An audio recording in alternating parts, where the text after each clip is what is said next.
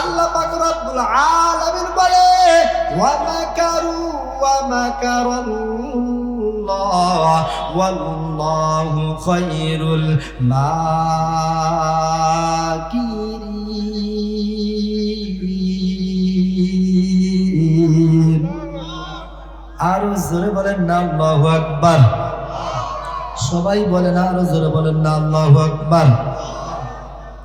ইকালামে জিন্দা কুরআনে হাকিম হিকমতে উলা ইয়াজালাসতু কাদিম জামিউল ইলমি ফিল কুরআনে হাকিম তাকাসারাত আনহু আফহামুর রিজালি।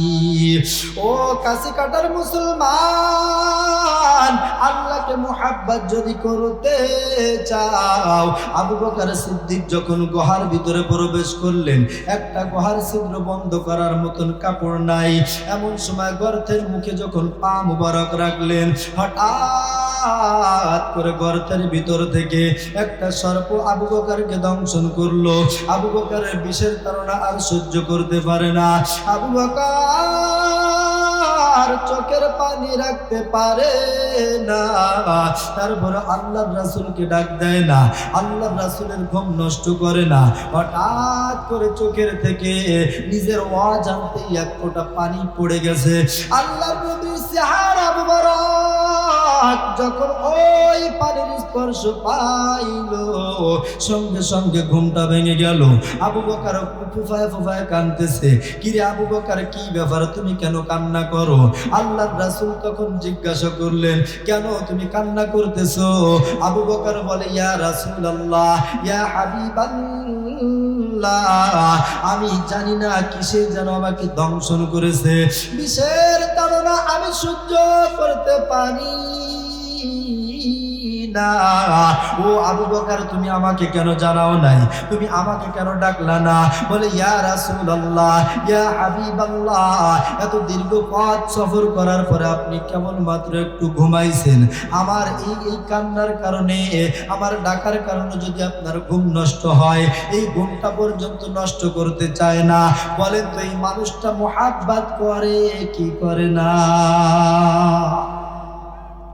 হযরতে আবু বকর আল্লাহর নবীর ঘুম পর্যন্ত ভাঙতে চায় না, এই কথাটা আয়েশা জানে না। আল্লাহর রাসূল আয়েশাকে বলে, ও আয়েশা, ওই যে একটা রাত ওই গর্তের ভিতরে এই সাপের কামড় খাওয়ার পরেও আমাকে জাগায় নাই, ওই রাতটাকে আল্লাহ বড় পছন্দ করেছে। এই ইতিহাসটা, এই কাহিনীটা, এই দৃশ্যটা আল্লাহ বড় ভালো লাগছে। আল্লাহ পাক রব্বুল আলামিন এই দৃশ্যটাকে বড় পছন্দ করেছে। এই জন্য আবু বকরকে ওই রাতের থেকে এত সুন্দর ঘোষণা করে দিয়েছে, এই জামানায় যত উম্মত আর উম্মতি আসবে, যত আমল করবে, তার একটা আমল আবু বকরের আমল নামায় জমা হইতে থাকবে। আল্লাহ আল্লাহ ক্যা মুবারক নাম है, अल्लाह अल्लाह आशिकों का काम है, अल्लाह अल्लाह तू मेरा सत्तार है, अल्लाह अल्लाह तू मेरा गफ्फार है। ओ आयशा তুমি জানো না, ওই রাতের আমলটা আল্লাহ বড় পছন্দ করেছে। আবু বকরের দুইটা আমলের ভিতরে ওই একটা আমল বড় একটা আমল আল্লাহর কাছে। আবু বকর ওই একটা রাত্র যেই আমল করেছে, সারা দুনিয়ার সমস্ত মানুষ যত আমল করবে, আবু বকরের আমলের থেকে বেশি কেউ করতে পারবে না। সুবহানাল্লাহ। আয়েশা ডাক দিয়ে বলে, ইয়া রাসূলুল্লাহ, ইয়া হাবিবাল্লাহ, রাসূলুল্লাহ, আরেকটা আমলের কথা একটু জানতে মনে চায়। ইয়া রাসূলুল্লাহ, যদি আপনি দয়া করে বলতেন তাহলে আমি বড় খুশি হইতাম। আল্লাহর রাসূল বলে, ও আয়েশা, তোমার বাবার কথা শুনলে তো তোমার খুশি লাগবে তা তো জানি। তোমার বাবা আরেকটা আমল করেছে, যে আমলটা এত দামি আমল করেছে, ওই আমল আল্লাহর কাছে বড় পছন্দ হয়েছে। সেই আমলটা হলো তাবুকের যুদ্ধের সময় আল্লাহ বড় খুশি হয়েছে। আল্লাহর রাসূল বললেন, ধন সম্পদ জমা করো। আবু বকর ঘর ঝাড়ু দিয়ে দিয়ে সমস্ত সম্পদ দিনের জন্য একত্রিত করলেন, এমনকি ঝাড়ুটা পর্যন্ত আল্লাহর রাস্তায় দিয়ে দিলেন। এই জন্য আল্লাহর কাছে আবু বকর বড় দামি। জোরে বলেন সুবহানাল্লাহ। আবু বকরকে আল্লাহ সালাম দেয়, জিবরিল আমিন চলে আসে, ইয়া রাসূলুল্লাহ, আপনার আবু বকরকে আল্লাহ সালাম জানাইছে। জোরে বলেন সুবহানাল্লাহ। লা ইয়াসাকিনাল قصر المعلى صدفا عن قريب في التراب له ملك ينادي كل يوم ومرجعنا قريب في التراب لا إله إلا الله لا إله إلا الله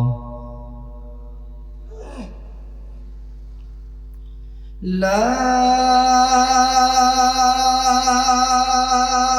إله إلا الله محمد رسول الله। দারুন নাজাত কওমি মাদ্রাসা ও এতিমখানা এর উদ্যোগে প্রথম বার্ষিক ওয়াজ মাহফিল চরকাশিকাটা শিবসর মাদারীপুর। উক্ত মাহফিলের সম্মানিত সভাপতি, প্রধান অতিথি, প্রধান বক্তা, বিশেষ বক্তা সহ দেশ বরেণ্য উলামা ইকরাম, আল্লাহ পাক রব্বুল আলামিনের আশিকিন শাকিরিন মুরব্বি আলে ইকরাম, মুরব্বি বাবারা, যুবক ভাইরা ও বিভিন্ন স্থান থেকে আগত ছোট্ট কুচিকাচা আমার কলিজার টুকরা ও পর্দার অন্তর আড়ালে অশ্রবণরতা মা ও বোনেরা, তো আপনারা অনেকেই আমাকে চেনেন, অনেকে আমাকে চেনেন না। তো আজকে আমি এখানে পরিচিত হওয়ার জন্য আপনাদের সামনে উপস্থিত হয়েছি। অনেকে চেনেন, অনেকে চেনেন না, এজন্য যে এই দারুন নাজাত কওমি মাদ্রাসা, এইটার দায়িত্ব আল্লাহ পাক রব্বুল আলামিনের ফয়সালা, এলাকার যারা উপস্থিত ছিল তাদের পরামর্শ, এবং যেই মহিলা আল্লাহর রাস্তায় মাদ্রাসাটা দান করার নিয়ত করেছেন, জোহরার রশিদ, তিনার পরামর্শ সাপেক্ষে সিদ্ধান্ত নিয়ে আমাকে পরিচালনা করার দায়িত্বে নিয়োজিত করেছেন। তো আমি আপনাদের মাঝে যদি পরিচিত না থাকি তাহলে অনেকে চিনবেন, অনেকে চিনবেন না।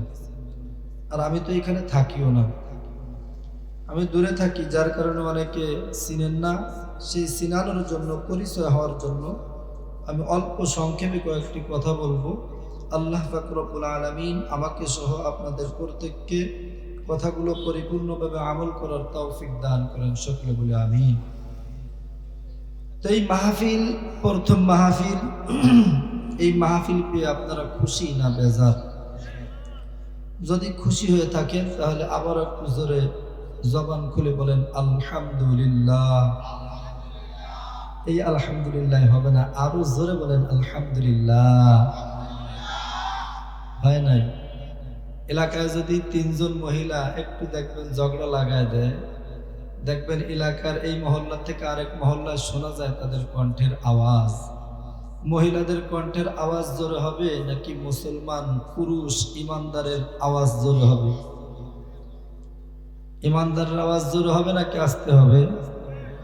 তা আপনারা দেখি এত লোক সুবহানাল্লাহ আলহামদুলিল্লাহ বললেন একেবারেই নরমালি, তাতে মনে হয় মহিলাদের ডরে মনে হয় আপনারা সুবহানাল্লাহ আলহামদুলিল্লাহ বলতেছেন না, নাকি? যদি কারোর ভয় না থাকে, ডর না থাকে, এক আল্লাহকে রাজি খুশি করার জন্য আবারও সকলের জবান খুলে সমস্বরে এক বাক্যে বলে আলহামদুলিল্লাহ।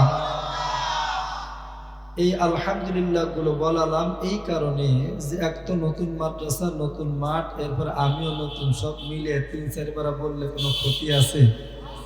আলহামদুলিল্লাহ বললে ক্ষতি হয় না লাভ হয়? সবাই বলেন, ক্ষতি হয় না লাভ হয়? قال النبي صلى الله عليه وسلم আলহামদুলিল্লাহ যদি কেউ বলে, আল্লাহর রাসূল বলেন, তামলা উমা বাইনাস সামাই ওয়াল আরদ, যদি কোনো বান্দা জবান থেকে একবার মাত্র বলে আলহামদুলিল্লাহ, আল্লাহর রাসূল বলেন তামলা উমা বাইনাস সামাই ওয়াল আরদ, আসমান এবং জমিন এই দুইটা জায়গায় যত ফাঁকা জায়গা আছে আল্লাহ নেকি দ্বারা ভরপুর করে দেয়। সুবহানাল্লাহ। তো আসতে বললেন, জোরে বলেন না সুবহানাল্লাহ। ও ওয়াজ তো নতুন, মাদ্রাসাও নতুন, এই জন্য সুরটাও কি নতুন নাকি আপনারা? এই যে কাকারে আমি দেখতেছি সেই ছোট থাকতে বয়ান সব জায়গায় শোনে, এই যে কারি সাহেব আছে অনেক তো পরিচিত, যে ওয়াজ সব জায়গায় শোনে। তা ওয়াজ শুনতে শুনতে অভ্যাসটা ভালো হবে না খারাপ হবে? সুবহানাল্লাহ জোর হবে নাকি আসতে হবে? যদি আসতে হয় তাহলে মনে করতে হবে অভ্যাস নেই, ভুলে গেছে। আল্লাহ পাক রব্বুল আলামিনের নবী সুন্দরভাবে বলেন তামলা উমা বাইনাস সামাই ওয়াল আরদ, যেই বান্দা এবং বান্দি আমার দেওয়া জবান দিয়ে আমার কথাটা একটু স্মরণ করে যদি সুবহানাল্লাহ বলে, আসমান এবং আসমানের নিচে জমিনের উপরে যা কিছু আছে সব ফাঁকা জায়গাগুলো আল্লাহ নেকি দ্বারা পরিবর্তন করে দেয়।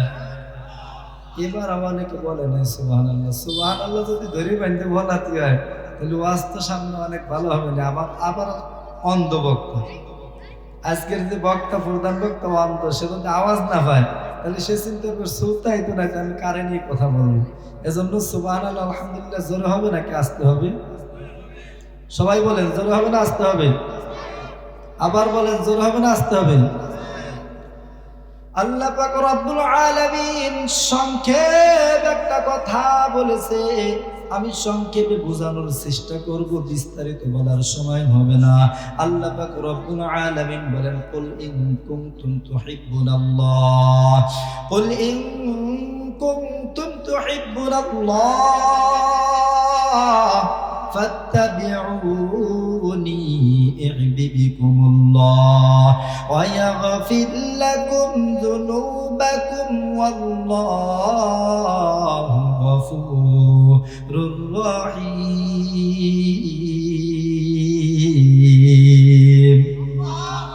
জোরে বলেন না আল্লাহু আকবার। আল্লাহ পাক রব্বুল আলামিন কালামুল্লাহ শরীফের ভিতরে জানায়া দেয়, এ দুনিয়ার মানুষেরা শোনো, কুল ইন কুনতুম তুহিব্বুনাল্লাহ, আমি আল্লাহকে যদি কেউ ভালোবাসতে চাও, আমি আল্লাহকে যদি কেউ মুহাব্বত করতে চাও, অতি সত্বর আমার নবীকে মুহাব্বত করবা। আমার নবী বলে, আপনার নবী বলে, দয়ার নবী, মায়ার নবী, রাহমাতাল লিল আলামিন, সাইয়্যিদুল মুরসালিন বলে, আমি নবীকে যদি কেউ ভালোবাসতে চাও, মুহাব্বত করতে চাও, আমি নবীর যে সুন্নাত আছে এই সুন্নাতের অনুসরণ করবা। আল্লাহর রাসূল বলে, সুন্নাতের অনুসরণ করলেই আমাকে মুহাব্বত করা হবে, আমি নবীকে ভালোবাসা হবে। এইখানে ভালোবাসার কথা বলেছে। এক নম্বরে আল্লাহ বলে, আমি আল্লাহকে যদি কেউ ভালোবাসতে চায় সে যেন আমার নবীকে ভালোবাসে। আর নবী বলে, আমি নবীকে যদি কেউ ভালোবাসতে চায় সে যেন আমার সুন্নাতকে অনুসরণ করে। এইখানে মুহাব্বতটা আগে বুঝতে হবে, আমরা কেমন মুহাব্বতের উম্মত আর মুহাব্বত কতটুকু বুঝি, ভালোবাসা কাকে বলে এইটুক বুঝতে হবে। এই ভালোবাসা বুঝতে গেলে কেমন ভালোবাসতো সাহাবায়ে কেরাম। এই জন্যই তো আল্লাহ পাক রব্বুল আলামিন কোরআনের ভিতরে বলে আমিনু কামা আমানান নাস, এই দুনিয়ার মানুষ ঈমান আনবা ওই রকমের ভাবে কামা আমিনু, এ আমিনু কামা আমানান নাস বলেছে। আল্লাহ বলে নাই যে ফেরেশতাদের মতন ঈমান আনবা, আল্লাহ বলে নাই জিনদের মতন ঈমান আনবা, আল্লাহ বলে নাই নবীদের মতন ঈমান আনবা। আল্লাহর রাসূল বলেছে এ দুনিয়ার মানুষ ভালোবাসতে হলে সুন্নাতকে ভালোবাসবা। আর আল্লাহ বলে যদি ঈমান আনতে চাও আমিনু কামা আমানান নাস, যদি ঈমান আনতে চাও ওই সাহাবায়ে কেরামদের মতন ঈমান আনবা। মুফাসসিরিন ইকরাম বলেন এ দুনিয়ার মানুষরা যদি ঈমান আনো, আল্লাহ বলে মানুষের মতন ঈমান আনবা। সেই মানুষগুলি কারা? সেই মানুষ হলো সাহাবায়ে কেরাম। যারা বলেন সুবহানাল্লাহ। আমিও আপনাদেরকে ভালোবাসা বুঝাবো। আমাদের বর্তমান 14ই ফেব্রুয়ারি ভালোবাসা দিবস দিয়ে নয়, আমি আপনাদেরকে ভালোবাসা বুঝাইতে চাইবো ওই সাহাবায়ে কেরামদেরকে দিয়ে। জোরে বলেন না সুবহানাল্লাহ। হযরত আবু বকর সিদ্দিক রাদিয়াল্লাহু তাআলা আনহু, সাহাবীর নাম আপনারা শুনেছেন। এই আবু বকর সিদ্দিক রাদিয়াল্লাহু তাআলা আনহু আল্লাহর রাসূলকে কেমন মুহাব্বত করত, কেমন ভালোবাসতো। একদিন হযরত আয়েশা সিদ্দিকা রাদিয়াল্লাহু তাআলা আনহার সঙ্গে আল্লাহর রাসূল কথোপকথন করতেছেন, কথাবার্তা বলতেছেন। এমন সময় আল্লাহর রাসূল ডাক দিয়ে বলতেছে আয়েশা তোমার বাবা এত দামি গো, আল্লাহ তোমার বাবাকে বড় পছন্দ করে, ভালোবাসে। জোরে বলেন না সুবহানাল্লাহ। বলে কেমন ভালোবাসে, কেন ভালোবাসে? এই কেন কারণ বলতে গিয়া আল্লাহর রাসূল বললেন তোমার বাবার 2টা আমল আল্লাহর কাছে বড় প্রিয়। বলে কেমন, কোন আমলটা? বলে ওই আমলটা বড় প্রিয়। আমি যখন মক্কা আমার মাতৃভূমি ছেড়ে আমি যখন মদিনায় হিজরত করব, এমন সময় অনেক দিন পূর্বে আবু বকরকে বলেছিলাম আবু বকর না জানি শত্রুরা যেই পরিমাণ আক্রমণ শুরু করে দিয়েছে, আমি কালিমার দাওয়াত দেওয়ার কারণে, আমি আল্লাহর দাওয়াত দেওয়ার কারণে, আমি দ্বীনের দাওয়াত দেওয়ার কারণে এমন শত্রু হয়ে গেছে, না জানি আমাকে জীবিত হত্যা করে ফেলে, আমাকে জানতো বাঁচতে দিবে না, আমাকে হয়তো মক্কার কাফেররা লাশ করে ফেলবে, আমাকে হয়তো তারা হামলা করবে। এই আশঙ্কা করতেছি। সাহাবায়ে কেরামদের উপর জুলুম আর নির্যাতনের স্টিল রুলার চালু হয়ে গেছে। সাহাবায়ে কেরাম জুলুম অত্যাচার নির্যাতন সহ্য করে। আল্লাহ রাসূল বললে ও আবু বকর শোনো গো, আমাকে হয়তো আল্লাহ মক্কা ছেড়ে মদিনায় যাইতে বলবে, যেই সময় হুকুম দিবে আমার সঙ্গে সফর সঙ্গী হবা তুমি আবু বকর। আবু বকর সিদ্দিক রাদিয়াল্লাহু তাআলা আনহু এই কথা শোনার পর থেকে আল্লাহর রাসূল হিজরতে যাওয়ার আগ পর্যন্ত একটা রাত্র বিছানায় পিঠ লাগায় না। এই জন্যই তো বলে ও দুনিয়ার মানুষেরা, আল্লাহ পাক রব্বুল আলামিন ওই মুহাব্বতের কথা বলেছে। আবু বকর সিদ্দিক রাদিয়াল্লাহু তাআলা আনহুর এই ঘটনাটা কত সুন্দর মুহাব্বতের প্রমাণ দেয়। আল্লাহর রাসূল মক্কা ছেড়ে যখন মদিনার পথে হিজরত শুরু করবে, গভীর রাতের অন্ধকারের ভিতরে একা একা চলে আসছে আবু বকর সিদ্দিক রাদিয়াল্লাহু তাআলা আনহুর বাড়ির সামনে। যখন একটা মাত্র আওয়াজ দেয় ও আবু বকর তুমি কি বাড়িতে আসনি, সঙ্গে সঙ্গে বলেন লাব্বাইক লাব্বাইক লাব্বাইক ইয়া রাসূলুল্লাহ, আমি উপস্থিত। জোরে বলেন না সুবহানাল্লাহ। আবু বকর বলে ও নবী গো, আমি আজ রাত নয় শুধু আমি সেই সময় থেকে আজ পর্যন্ত কোনোদিন বিছানায় পেট লাগাই নাই। আল্লাহর রাসূল বলেন, কেন রে আবু বকর, তোমার কি ঘুম নাই, তোমার কি খাওয়া নাই? আবু বকর বলে, ইয়া রাসূলুল্লাহ, আপনি যখন আসবেন আপনি তো বিপদে পড়েই আসবেন, আপনি তো আমাকে সুখে শান্তিতে পড়ে ডাকবেন না, এই জন্যই তো আমি আর পেট লাগাই নাই।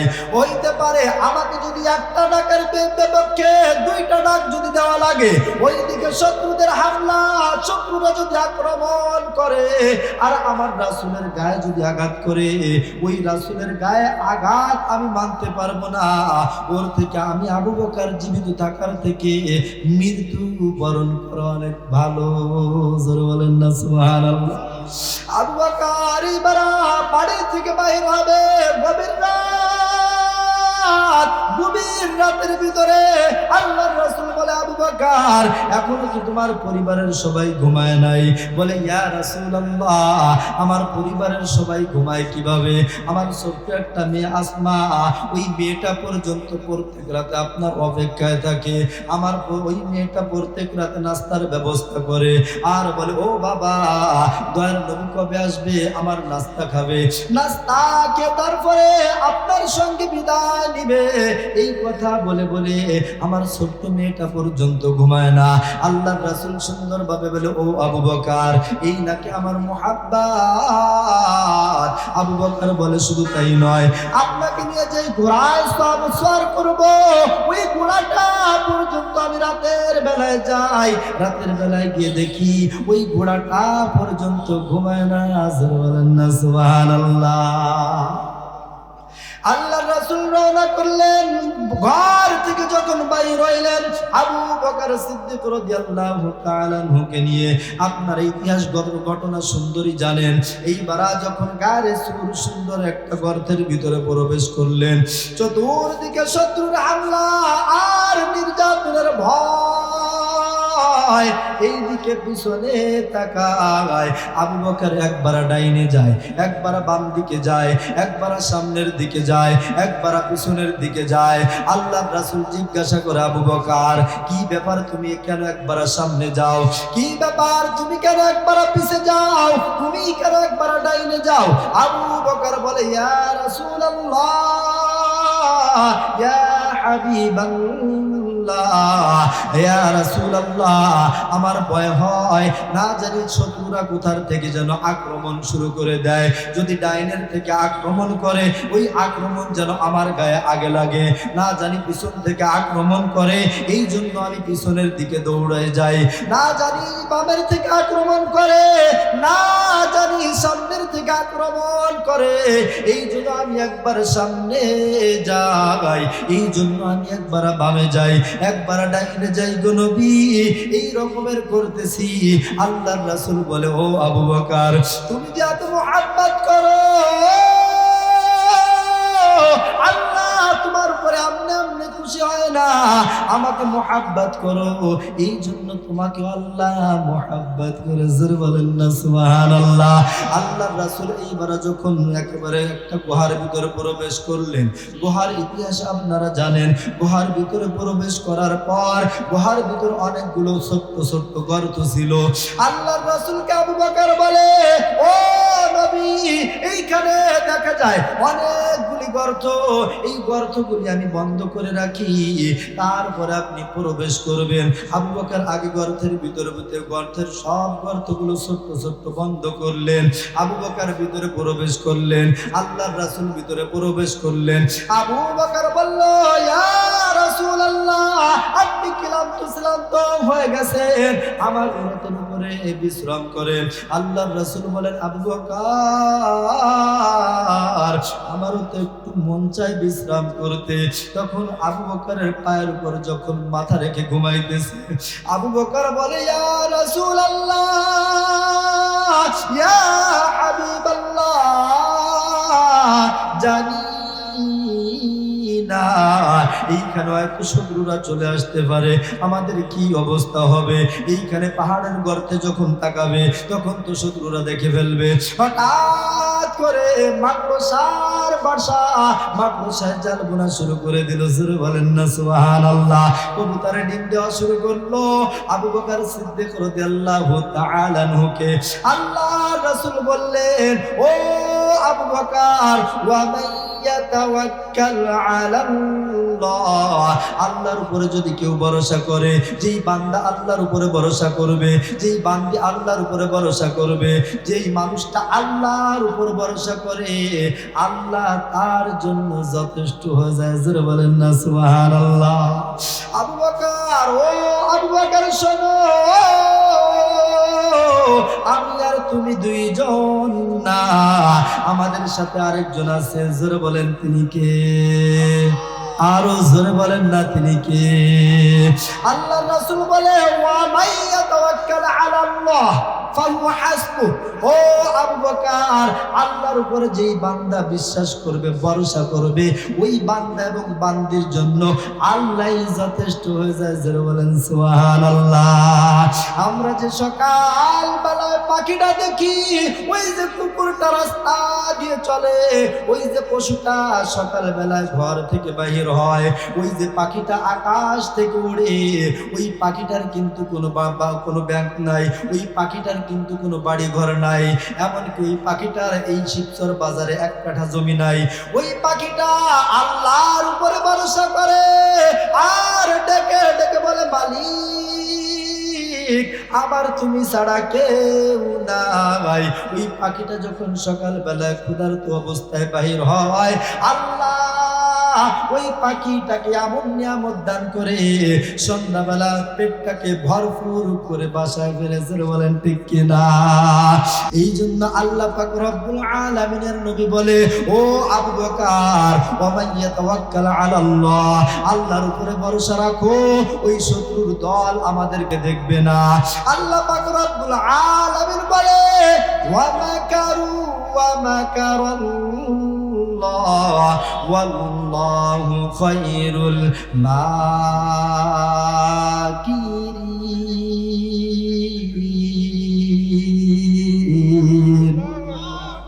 আরো জোরে বলেন না আল্লাহু আকবার। সবাই বলেন, আরো জোরে বলেন না আল্লাহু আকবার। ই কালামে জিন্দা কুরআনে হাকীম, হিকমতে উলা ইয়াজালাসতু কাদিম, জামিউল ইলমি ফিল কুরআনে হাকীম, তাকাসারাত আনহু আফহামুর রিজালি।